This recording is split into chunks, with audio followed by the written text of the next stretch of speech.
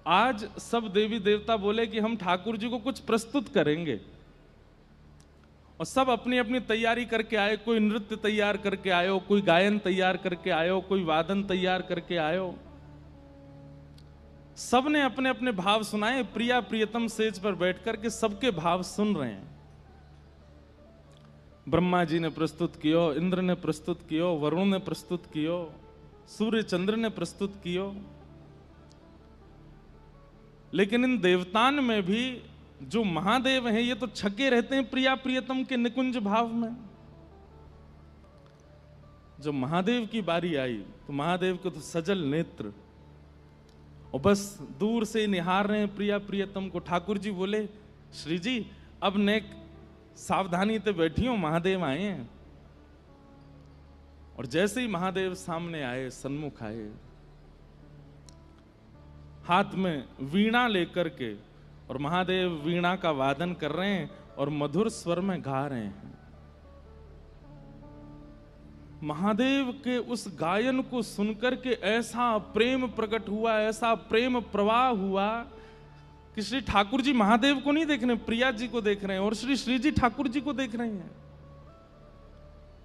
अरे साक्षात संस्कृत के शब्द प्रकट होते हैं महादेव के डमरू से। महादेव सामान्य नहीं है। सार्वजनिक रूप में महादेव को भी अलग दृष्टि से देखा जाता। हमारी वृंदावन दृष्टि में महादेव अलग हैं। जैसे ही महादेव ने उस रस का प्रवाह किया, आहा, दोनों चैतन्य प्रिया प्रियतम एक दूसरे में विलीन होते चले गए। और विलीन होते ही प्रेम की अवस्था जब उत्ताल उर्मियों को स्पर्श करती है तो रस के रूप में परिवर्तित हो जाती है। बहुत ध्यान से सुनिएगा। हम आप सब लोग प्रेम की उस अवस्था में नहीं पहुंचते, इसलिए हमारा शरीर रहता है पर नेत्रों से अश्रु आते हैं। लेकिन ऐसा सुना गया है कि जब प्रेम की भाव जब अपनी स्थिति को पार कर जाते हैं तो प्रेमी का जो शरीर है वो जल निमग्न हो जाता है। जल निमग्न हो रहे थे द्वारिकाधीश, लेकिन मध्य में आकर के नारद जी ने रोक दिया, इसलिए जगन्नाथ बन गए, नहीं तो जल प्रवाह हो जाता द्वारिका में। आज महादेव के स्वर को सुनकर के प्रिया प्रियतम दोनों एक दूसरे में विलीन होकर के प्रेम की उत्ताल उर्मियों को पार कर गए और जल निमग्न हो गए, जल स्वरूप धारण कर लिया। पूरे निज वृंदावन में जल ही जल है, जहां तक दृष्टि जा रही है जल। और ये देखकर के सब सहचरियां, सखियां, गोपियां सब व्याकुल हो गई। प्रिया प्रियतम दोनों जल रूप हो गए।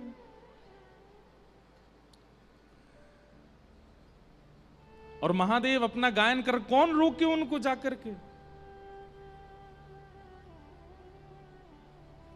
वही प्रेम की चरम अवस्था जब प्रिया प्रियतम की प्रकट हुई और वे एक दूसरे में विलीन होकर के जल प्रवाहित हुए, तभी निज वृंदावन गोलोक में जो जल प्रकट हुआ वही है गंगा। वो गंगा है। ललिता जी और विशाखा जी ने जाकर के महादेव को प्रार्थना की, बोले आपसे विनती है, आप अपने स्वर को विश्राम दें। हमारे प्रिया प्रियतम की नित्य केली ही हमारा सुख है, और वे जल निमग्न हो गए। तब महादेव ने अपने स्वर को विश्राम दिया और ठाकुर जी और प्रिया जी अपने पुनः व्यवस्थित रूप में प्रकट हो गए। लेकिन प्रिया प्रियतम का वो जल निमग्न स्वरूप जो है गंगा, ठाकुर जी को स्मृति हो गई कि महादेव ने कभी गाया था और तब हम जल निमग्न हुए थे। तो उस स्वरूप को भी एक रूप में याद रखने के लिए ठाकुर जी स्मृति के रूप में एक सहचरी भाव से निकुंज में रखते हैं। गंगा सहचरी, गंगा सखी। हमारी किशोरी जी इतनी भोली हैं, इतनी सीधी हैं, भूल जामे जो लीला भई वाकू कभी कभी भूल जामे कि कहा भयो, कभी जल निमग्न भये, कभी जलाशय बन गए, ये भूल गई वो। और एक दिन श्याम सुंदर अपने सेज पर बैठे और वो जो गंगा सखी बनकर के आई थी, गंगा गोपी जो प्रकट हुई थी, वो सहज भाव में ही उनके अंदर तो दोनों रूप हैं, श्री ठाकुर जी का भी है, किशोरी जी का भी है। एक दिन ठाकुर जी के बगल में जाकर के वो विराजमान हो गए, और इस भाव को जब किशोरी जी ने देखा तो किशोरी जी के मन में तनिक सी न एक भाव आए ठाकुर जी के प्रति, और ठाकुर जी से कहने लगी, ये कौन है आपके बगल में बैठी है? ठाकुर जी बोले, श्री जी आप बड़ी भोरी हो, भूल गई?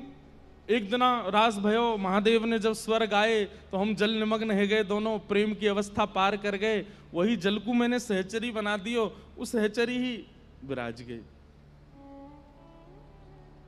लेकिन प्रिया जी के चित्त में तनिक सी भी बात आती है ना कि ये क्यों? ठाकुर जी को फिर लगे कि ये अगर प्रिय नहीं है तो फिर याकू यहां से अंतर ध्यान करो। तब ठाकुर जी ने गंगा जी से कही कि अब आप निकुंज से प्रस्थान करो, क्योंकि श्री जी को तनिक मन में संकोच है कि आप बगल में बैठ गए। गंगा जी बोली, हमसे अपराध है गयो, अब क्या करें? बोले, अब आप एक काम करो, हमारे अंगुष्ठ के नख में विराज जाओ। तभी वो गंगा सहचरी, गंगा सहेली ठाकुर जी के अंगुष्ठ के नख में जाके विराज गए।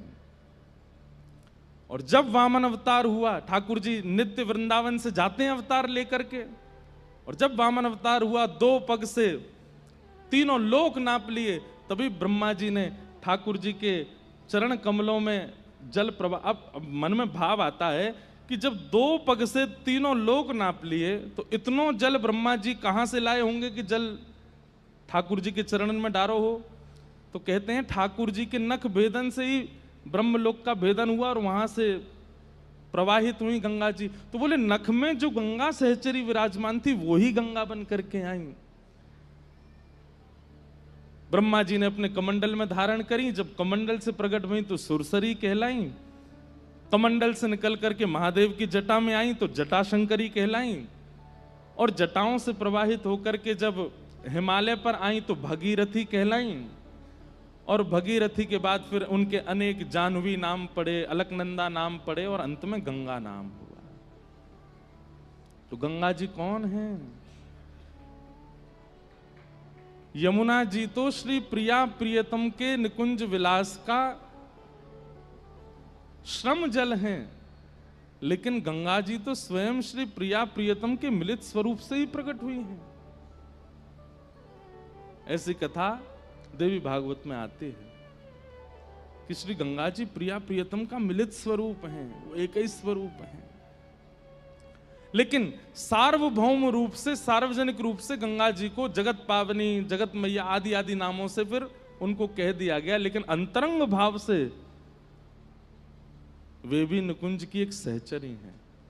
ऐसी गंगा सहचरी की जय हो, उनको बारंबार प्रणाम हो। और श्री हितरवंश महाप्रभु जिस वातावरण में बैठे थे राधा वल्लभ लाल जी को लेकर के, वो मदन टेर का पूरा वातावरण इतना पवित्र था कि जैसे ही नरवाहन वहां पहुंचा, लता कुंजों के भीतर आंगन है, वहां बैठे हैं, तो उसने लताओं को हाथ से भी नहीं हटाया, तलवार निकाल करके तलवार से ऐसे हटाता है। और जैसे ही उसने वो लता हटाई, सबसे पहले तो उसको श्री राधा वल्लभ लाल दिखे सामने। एक सुंदर निकुंज के नीचे श्री राधा वल्लभ जी बैठे हैं और सन्मुख श्री हितरवंश महाप्रभु बैठे हैं। और जैसे ही उसने वो लता हटाई तो लताओं की थोड़ी आवाज हुई, और जैसे ही वो आवाज हुई तो महाप्रभु जी ने बस इतना पीछे मुड़ करके देखा, कौन आया। केवल इतने मुख का दर्शन हुआ महाप्रभु जी के। एक तो श्री राधा वल्लभ लाल जी, दूसरा वातावरण इतना शुद्ध, ऊपर से महाप्रभु जी ने इतनी दृष्टि करके और अपनी तिरछी नजर करके देख लिया नरवाहन को। अनायास ही नरवाहन के नेत्रों से अश्रु आने लगे, शरीर कंपायमान होने लगा। उसके सब संग के भीतर प्रवेश कर रहे थे आक्रमण, उसने सबको रुक जाओ यहीं पर, बस अब पलक नहीं झपक रही हैं, नेत्रों से आंसू गिर रहे हैं, पता नहीं क्या उसके चित्त में भाव प्रकट हो रहे हैं, वो खुद नहीं समझ पा रहा है कि मेरे साथ हो क्या रहा है। आज उसको पहली बार मानो ऐसा लगा कि मैंने जीवन बिता दिया वृंदावन में, पर वृंदावन का जो मूल रस था वो तो आज पहली बार चखा मैंने।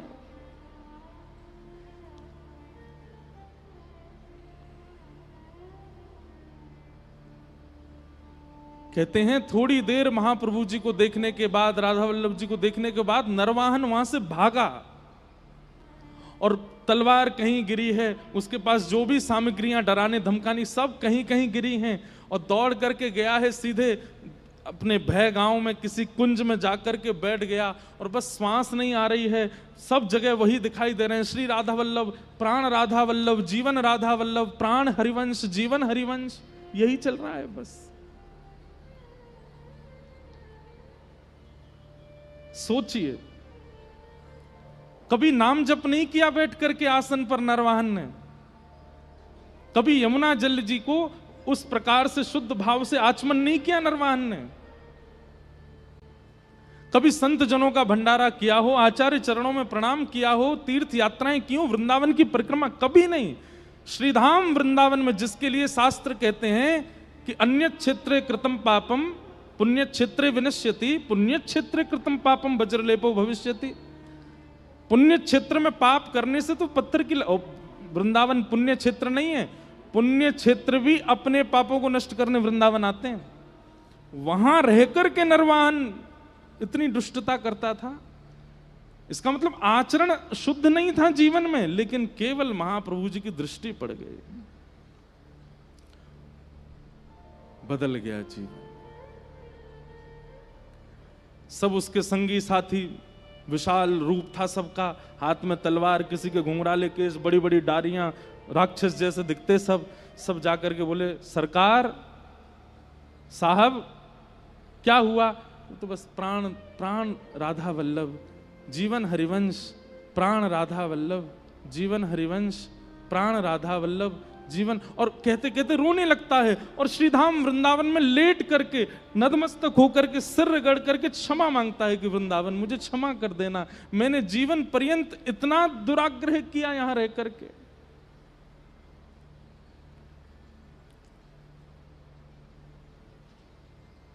दो चार दिन हो गए, ना कुछ खा रहे हैं ना कुछ पी रहे हैं, नरवाहन बस रो ही रो रहा है। संगी साथियों ने कहा, भैया ये तो बहुत बुरी हालत, देखा तो हमने भी था उनको, हमको तो कुछ नहीं हुआ, ये तो रो रो के बेहाल हो गए।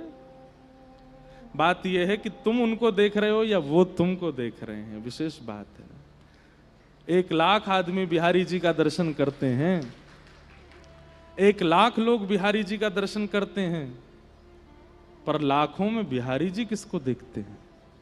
उनकी दृष्टि, भागवत जी में वर्णन आता, आलोक्य वदनम सख्य, जब अर्जुन ऐसी स्थिति में फंस गया कि क्या करूं, तब कहते हैं सब अर्जुन सबकी ओर देख रहा था, लेकिन उस समय ठाकुर जी उसको देख रहे थे, और ठाकुर जी ने जैसे ही अर्जुन को देखा, अर्जुन को तुरंत समझ में आ गया अब मुझको क्या निर्णय लेना है। ये रसिकाचार्य, ये आचार्य चरण, ये कथाएं हमें अधिकार प्रदान करती हैं कि हम ठाकुर जी की दृष्टि के लायक बने। हम तो सब उनको देख ही रहे हैं, वो देखें हमको। नरवाहन पर दृष्टि पड़ गई है महाप्रभु जी की, राधा वल्लभ जी की, इसलिए ऐसी स्थिति हो गई। नहीं तो इतने साधन करते हैं हम लोग, फिर भी विकार आता है चित्त में। और नरवाहन सदा अशुद्ध खाया, अशुद्ध रहा, अशुद्ध चरित्र, फिर भी बदल गया।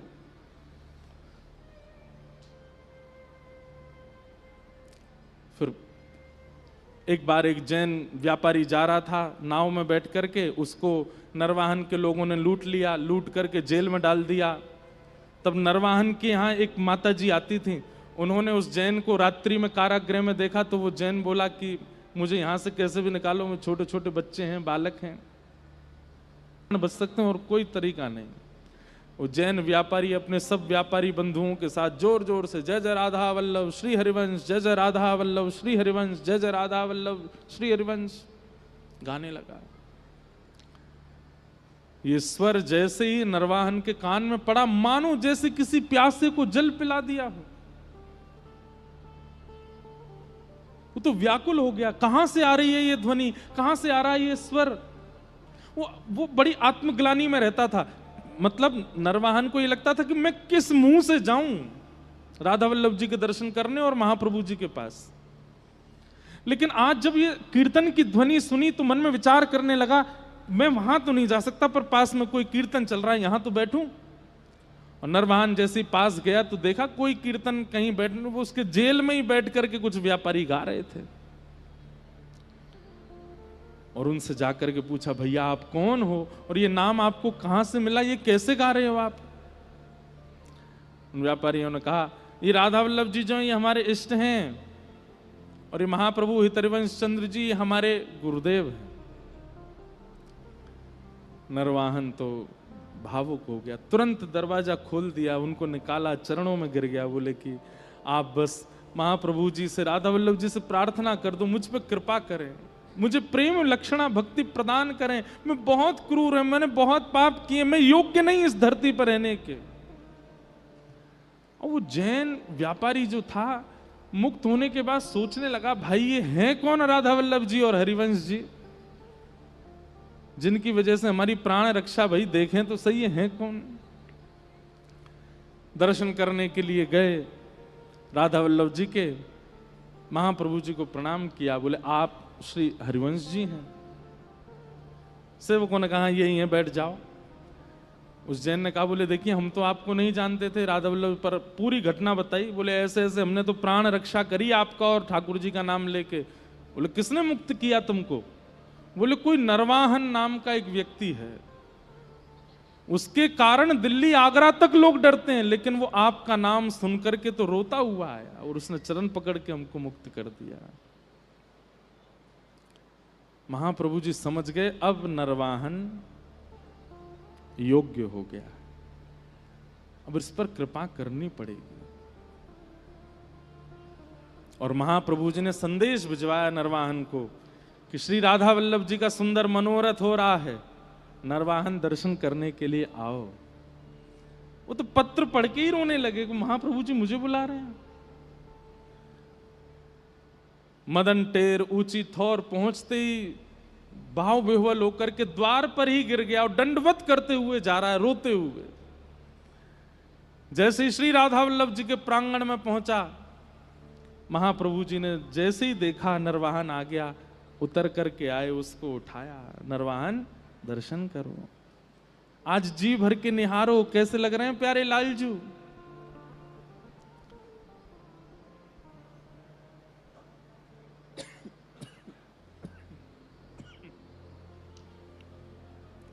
ऐसे भाव बंधुओं, देखिए नाम जप का भी नाटक हो सकता है, तिलक का भी नाटक हो सकता है, नृत्य का भी नाटक हो सकता है, परिक्रमा का भी नाटक हो सकता है, कथा सुनाने का भी नाटक हो सकता है, सुनने का भी नाटक हो सकता है, लेकिन एकमात्र प्रेम विरह ऐसा है जिसका नाटक नहीं किया जा सकता। उसका कोई नाटक, और नाटक करेगा भी ना तो पता चल जाती है उसमें। अगर नाटक करे, अच्छा देखो बाकी जगह नाटक हो तो पता नहीं चलते, लोग नाटक करके तिलक लगा लेते हैं, मन में भाव नहीं, तिलक लगा घूम रहे हैं, पता नहीं चलती कि वैष्णव है कि नहीं है। परिक्रमा कर रहे हैं, पता नहीं चलती वैष्णव है कि नहीं है। कथा सुन रहे हैं, पता नहीं चलती वैष्णव है कि नहीं है। कथा सुना रहे हैं, पर अगर प्रेम भक्ति में नाटक करके रोता है तो पता चल जाती है नाटक कर रहा है। भैया महारास में ठाकुर जी को प्रकट ही रुदन ने किया है, रुरुदु स्वस्वरम राजन कृष्ण दर्शन लालसा।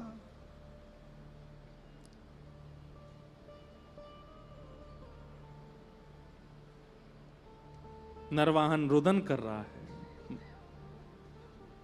महाप्रभु जी कहते हैं इधर आओ, ये लो, ये मोहन थार है, जरा पाके बताओ श्री जी ने भोग लगाया कि नहीं लगाया। ये रीति हमने बहुत जगह देखी।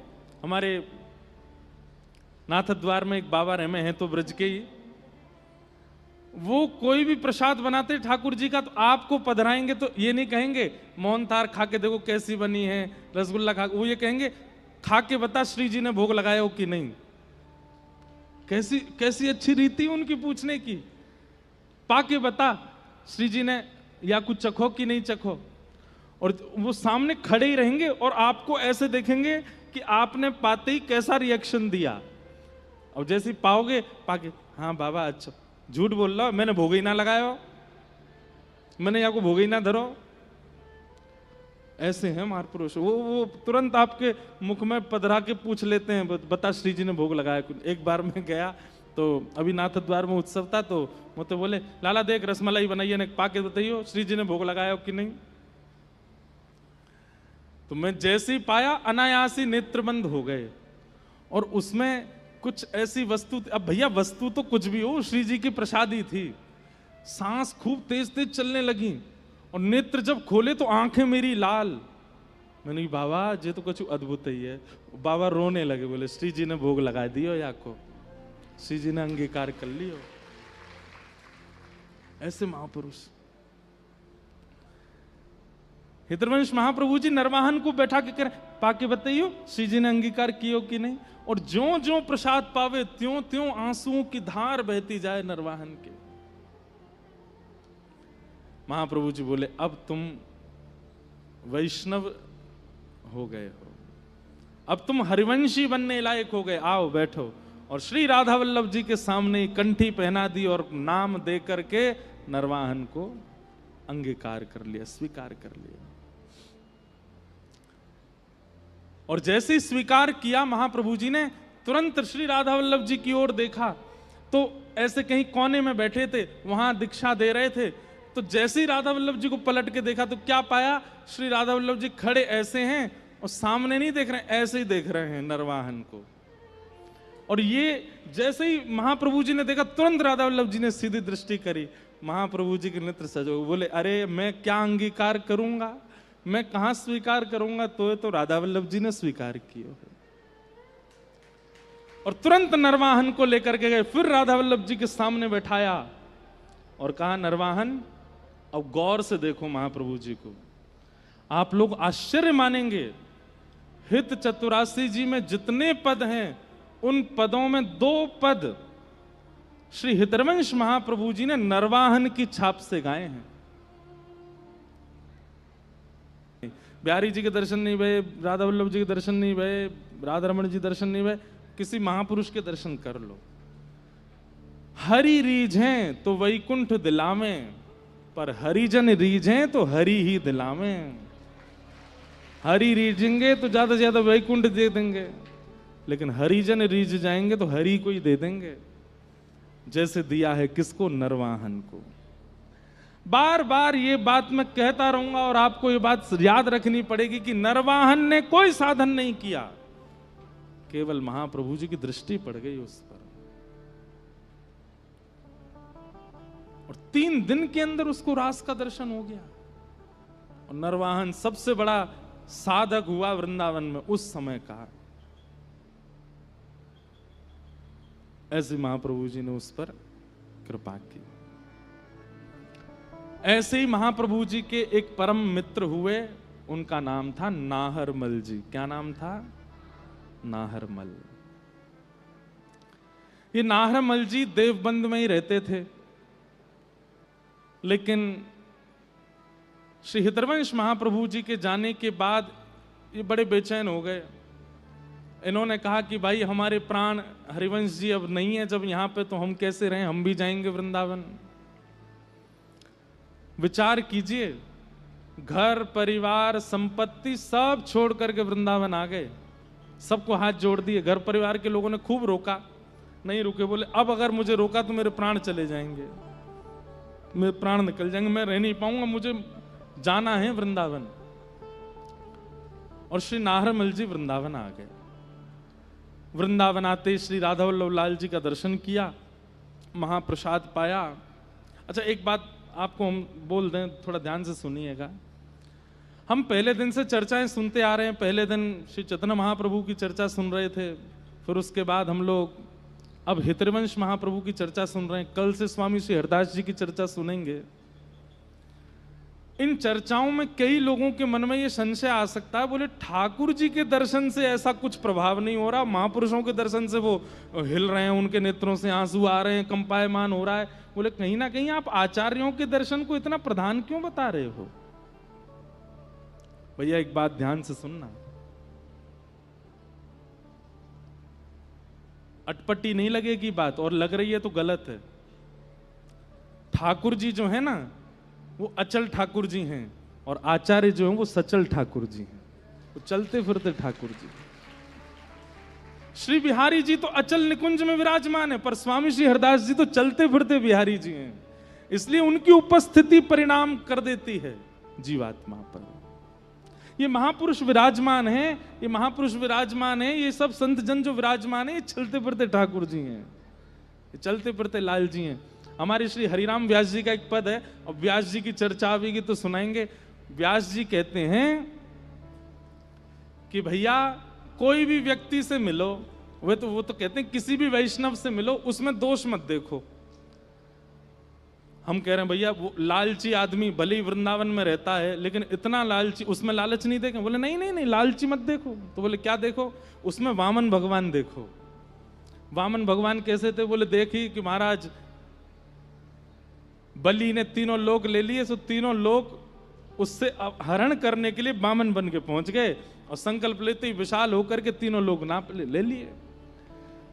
किसी में लालच का अगर गुण दिख रहा है और वो वैष्णव है, तिलक लगा रखा, उसमें बामन यो को या में बामन भगवान की बड़ी कृपा है। यहाँ पे कोई वैष्णव तिलक धारण करता है, एकादशी नियम करता है, कंठी पहनता, क्रोध ही बहुत है, ओहो परशुराम जी कृपा बहुत है यहाँ पे, उसमें परशुराम जी बैठे हैं। कोई वैष्णव तिलक धारण करता है लेकिन बड़ा चंचल, बहुत उद्यमी है, हमारी तरह खूब उधम मचाता है। यूं समझ जाओ यहाँ में ठाकुर जी बैठे हैं भैया, भीतर चंचल लाला हैं, वही आते उधम मचवाते रहे। और कोई तिलक लगाता है पर बिल्कुल धीर गंभीर शांत, मंद मुस्कान है बस मुख पर, ना कोई ज्यादा प्रतिक्रिया, ना कोई अपमान कर जाए तो बुरा नहीं लगता, सम्मान कर जाए तो कोई ज्यादा खुशी नहीं। राम जी की कृपा, बिल्कुल देखो, बिल्कुल भोले भाले राम जी हैं ये तो। हरिराम व्यास जी कहते हैं किसी भी वैष्णव को देखो, उसमें उस गुण को किसी ना किसी ठाकुर जी के अवतार से जोड़ करके उसका दर्शन करो, उसमें दोष मत देखो, फिर आपको दोष दिखेगा ही नहीं।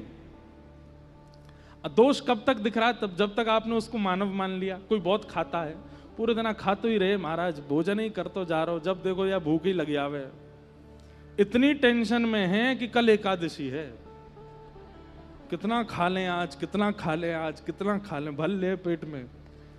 और उसको देख करके सामान्य भाई देख तू वैष्णव, काय को तने तिलक ले रखा, काय को कंठी पहनने की उतार दे सबन ने, तेरे को एकादशी बाहर लग रही है? नहीं, ऐसे दोष नहीं। देखो जगन्नाथ जी बैठे हैं यहाँ में, जगन्नाथ जी हैं यहाँ के भीतर, जगन्नाथ जी बैठ करके पब्बारे आते, एकादशी पे वो धैर्य नहीं धर पा रहा है।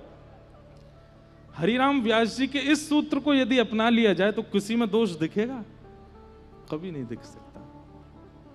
भैया ये आचार्यों को ऐसे जुगल किशोर नहीं मिल गए, ऐसे राधा, इनके गुण देखो और उन गुणों से सीखो। इसलिए यहां आचार्यों के दर्शन की महिमा बताई जा रही है, क्योंकि आचार्य चरण चलते फिरते ठाकुर जी हैं, चलते फिरते प्रभु हैं। आप हमारी इस बात को विश्वास मान लीजिए, कल को हमारे गोरेलाल कुंज वाले महाराज जी पूरे विराजेंगे विश्राम तक, जब कल आवे यूं ही विचार करियो कि देखो ये साक्षात कुंज बिहारी श्यामा प्यारी दोनों इनके हृदय में बैठ के आ रहे हैं। आपको अनुभव हो जाएगा कि बैठे ही हैं।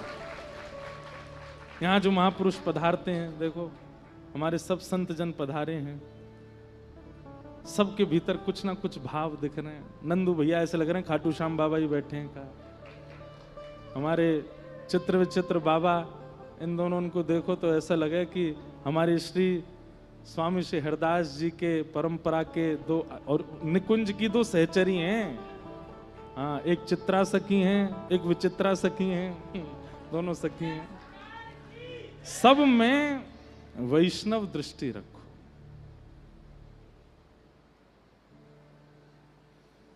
और कोई भाव नहीं। तो इसलिए आचार्य दर्शनों की महिमा यहां सुन रहे हैं।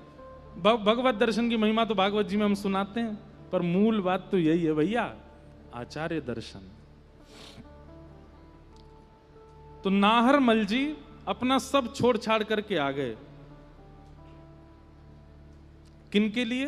हितरवंश महाप्रभु के लिए। राधा वल्लभ जी का दर्शन किया, महाप्रसाद पाया, पूछने लगे, बोले भैया राधा वल्लभ जी कहाँ हैं? हमारे महाप्रभु जी कहाँ हैं, हितरवंश महाप्रभु?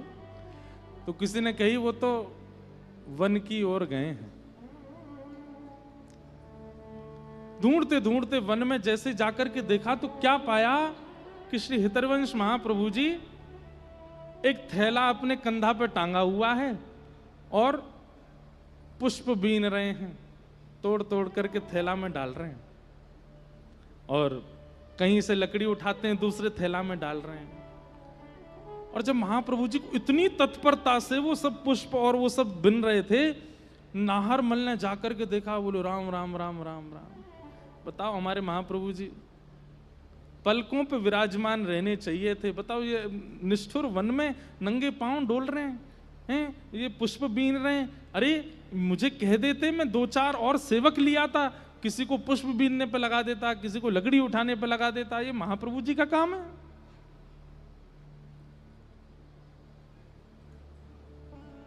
नाहरमल सामने गया हाथ जोड़ करके, महाप्रभु जी, अरे अरे नाहरमल तू आयो भैया, कब आयो देव बनते? बोले आपके दर्शन के बिना रह नहीं पाया, सब छोड़ छाड़ के आ गया। अरे तेरे तो नेक नेक से बालक। बोले अब सब राधा वल्लभ जी सब पे कृपा करेंगे, मैं सब छोड़ छाड़ के आपकी शरण में आ गया हूं और अब मैं यहीं रहूंगा। अरे भैया बहुत बढ़िया कियो तेने, तू वृंदावन आ गयो, मुंह को बड़ा सुख मिलो तो देख करके। लेकिन नारमूल बोलो मुझे सुख नहीं मिला आपको देख के। ऐसा काय को बोले भैया? बोले आप साक्षात महाप्रभु हैं, आप विदर्वंश महाप्रभु हैं, आपके इतने अनुयायी, इतने सेवक, और आप यहाँ लकड़ी बीन रहे हैं, आप यहाँ पे पुष्प उठा रहे हैं, आप यहाँ पे ये पुष्प चयन कर रहे हैं। अरे किसी को कह दीजिए भगवान, आप हटिए, छोड़िए, ये लाओ मुझे दीजिए, मैं इसको चयन करता हूं। महाप्रभु जी बोले क्यों, तेने ऐसी क्यों सोची? अरे ये सेवा कोई आपके लायक है?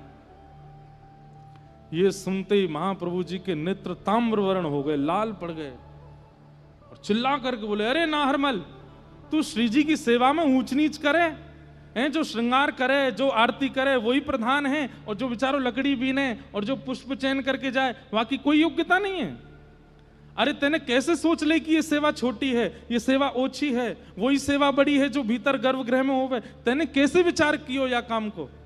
अरे ये लकड़ी बीन करके जामेंगे, ये लकड़ी जाकर के चूल्हे में जाकर के जलेंगी, वहां पे पतीलो धरो जाएगा, घी डालेंगे, दाल पकेगी, और बढ़िया सुंदर दाल सिद्ध है करके श्री प्रिया प्रियतम के अधर को स्पर्श करेगी। तू या लकड़ी को ओछो समझ के या को तू अपकार कर रहा है? अरे ये यानी जन्म काय को लियो? लकड़ी के ऊपर महिमा करने लगे महाप्रभु जी। बोले जन्म लेकर के प्रगट भई, फिर याकू कोई ने काट दियो, काट करके याकू हम बीन करके ले गए, चूल्हे में जाकर के प्रिया जी के और श्री जी के मुख पर, अधर पर विराजे वाले भोग प्रसाद को सिद्ध करने के लिए अपने प्राण त्याग रही है, और तू या के काजे कह रहे हो ये ऊंची सेवा?